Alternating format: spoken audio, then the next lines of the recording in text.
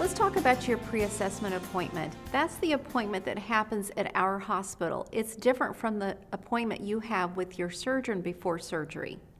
The things that happen during the pre-assessment appointment, the nurses are going to take a detailed medical history so they know what's going on with you. They're also going to go over all of your medications that you take on a daily basis, including all your supplements. That appointment typically takes about 2 hours, so please plan accordingly so you don't overbook yourself. After the nurses go over your medication and medical history, they're going to be able to tell you what medications to stop before surgery, what medications to continue. They're also going to be telling you what medications to bring with you on the day of surgery. The things that you should bring with you on the day of surgery are all your prescription medicines with the exclusion of your vitamins, your supplements, and your pain medicine. We ask you to bring your medicines with you on the day of surgery because at our hospital, we have a pretty large formulary of medications to give you. However, we may not have the newest medication that just came out on the market that your doctor has you on. So instead of having you go without your medication, we'll give you your own. You're also going to be receiving detailed written instructions along with a bottle of antibacterial body wash along with the new body puff. It's very important that you follow the instructions exactly as they're written. The instructions go like this. 3 nights prior to surgery, you're going to use the body wash before you go to bed. You're going to use about 1/3 of the body wash. You're going to put it on the little scrubby and you're going to put it on your body from the neck down. Turn the shower spray away from yourself for a couple of minutes just to let it sit on your body. Then you're going to rinse it off. You're going to get out of the shower. You're going to towel yourself off, and I want you to put on clean pajamas. Here's where the hard work is. You're going to need to lay on clean sheets 3 nights prior to surgery. So here's my workaround for that. You're going to make up your bed just as you normally would with some clean sheets, the fitted sheet on your bed. Then I want you to take 2 flat sheets and I want you to fold them in half and lie them on top of each other. So the first of the 3 nights before surgery, after you get out of the shower and you put on clean pajamas, you're going to fold back that first of the 2 sheets and lay on top of it and fold it over yourself. The next morning, you're going to peel that sheet off, take your pajamas off, and start your day. The second night prior to surgery, you're going to use another 1/3 of the bottle. Put it on your body, turn the shower spray away from you, let it sit for a couple of minutes, and then rinse off, towel off, put on clean pajamas. Now you're getting on that second sheet. Fold it over, get underneath it, fold it on top of yourself.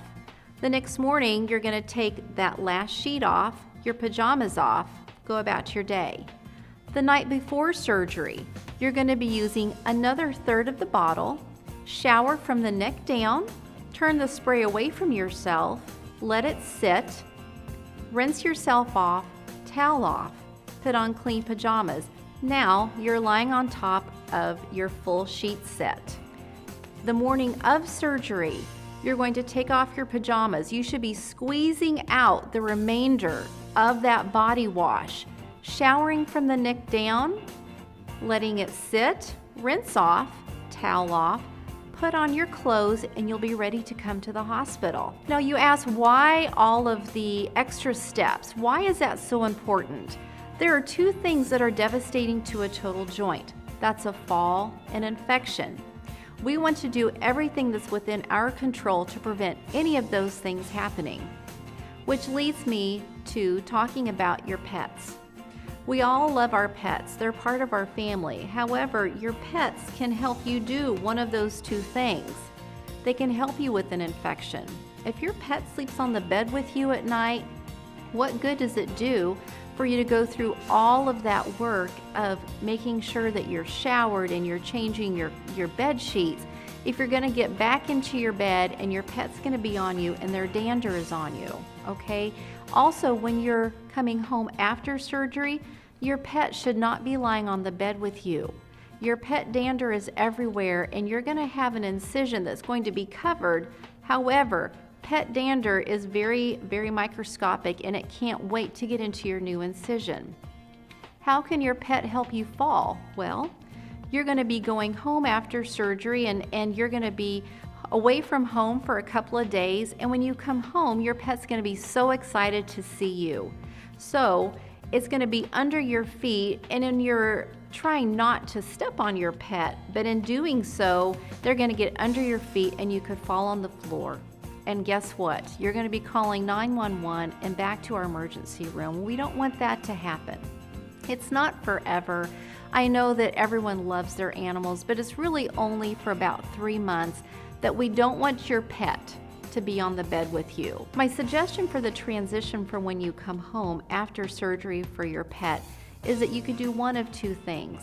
You could have them boarded, which I understand is quite difficult for some folks, or before you even get out of the car from coming home, I want your family member to come into the house.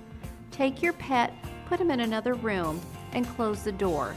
And then you can come inside, sit down, get yourself situated, and then let your pet out.